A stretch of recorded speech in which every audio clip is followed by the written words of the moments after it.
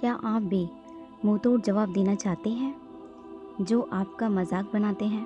तो वीडियो में आगे बढ़ने से पहले यदि आप हमारे चैनल पर नए हैं तो चैनल को सब्सक्राइब कर लें ताकि आने वाली नई वीडियो की नोटिफिकेशन आपको सबसे पहले मिले।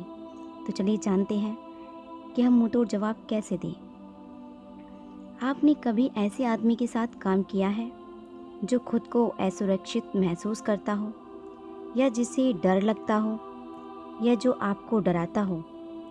वो लगातार आप पर फप्तियाँ कसता हो या आपकी छोटी मोटी बातों का बेहुदा जवाब देता हो, आपकी नाकामी का मजाक बनाता हो। कई बार ऐसा होता है कि आप ऐसे लोगों को मुंहतोड़ जवाब देना चाहते हैं मगर कुछ कह नहीं पाते।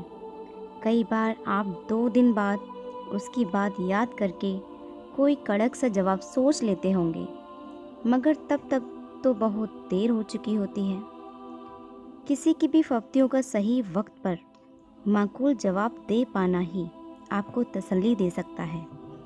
आप जैसे ही किसी की बात पर चौंकते हैं तो ज़रूरी होता है कि आप उसका फ़ौरन जवाब दें।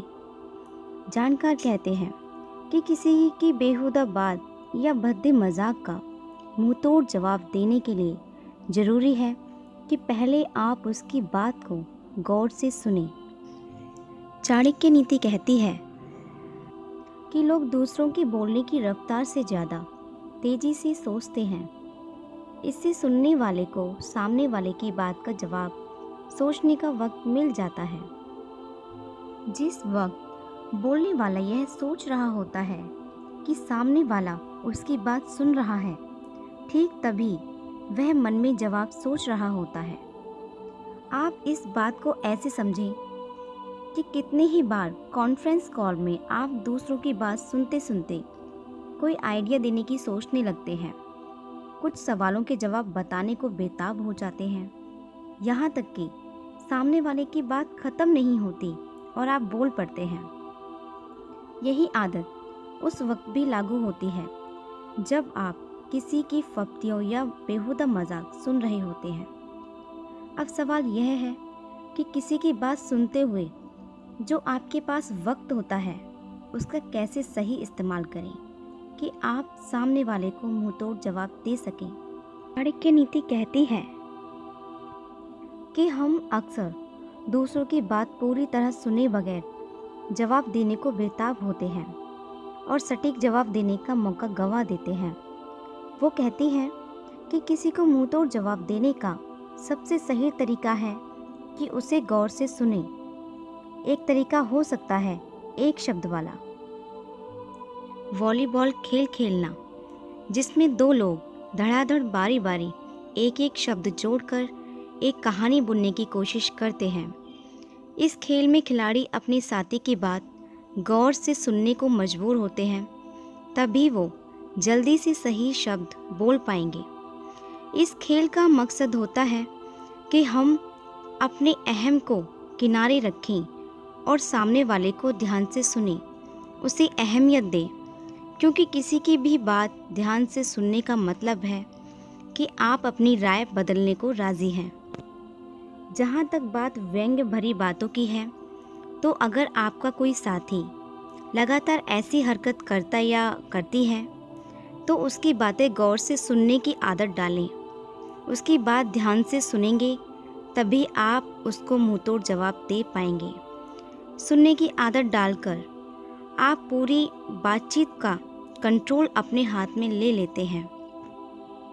अगर कोई यह कहकर आपका मजाक बनाता है कि आपने तो बहुत बढ़िया काम किया, तो आप यह कहकर उसे चुभने वाला जवाब दे सकते हैं कि मुझे ऐसे काम के लिए कम ही तारीफ मिलती है। अगर कोई कहे कि क्या आप बस इतना ही कर सकते हैं, तो जवाब में कह सकते हैं कि शायद मेरी इतनी ही काबिलियत है। अब इससे बेहतर काम का रास्ता आप ही सुझाएं। एक और तरीका ये कि बातचीत के दौरान आप सामने वाले का भाव बढ़ा दें। अगर कोई बार बार आपके काम में खोट निकालता है तो आप ये कहकर उसका भाव बढ़ा सकते हैं कि आप कोई बेहतर सलाह दे सकते हैं। कोई नया तरीका सुझा सकते हैं क्या? आपकी मदद से ये काम और अच्छे तरीके से किया जा सकता है। बहुत कुछ इस पर निर्भर करेगा कि आप किस लहजे में यह बात कहते हैं। व्यंग्य भरा लहजा आपकी बातों का मतलब पूरी तरह बदल देगा।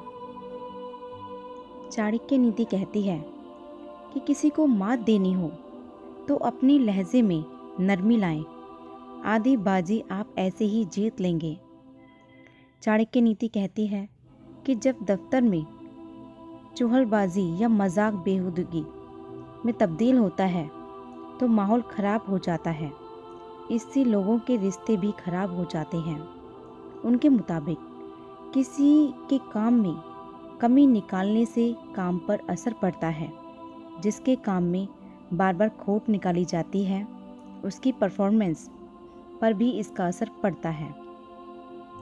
अक्सर फप्तियों का जवाब व्यंग्य से देने का दिल करता है। अगर आप बातचीत को पॉजिटिव रखते हैं तो बाजी आपके हाथ लग सकती है। लोग उसमें छुपी हाजिर जवाबी को महसूस कर पाएंगे। सामने वाला भी कितनी बार व्यंग्य करेगा जब आप उसकी बात को दरकिनार कर अपने तरीके से उससे निपटेंगे।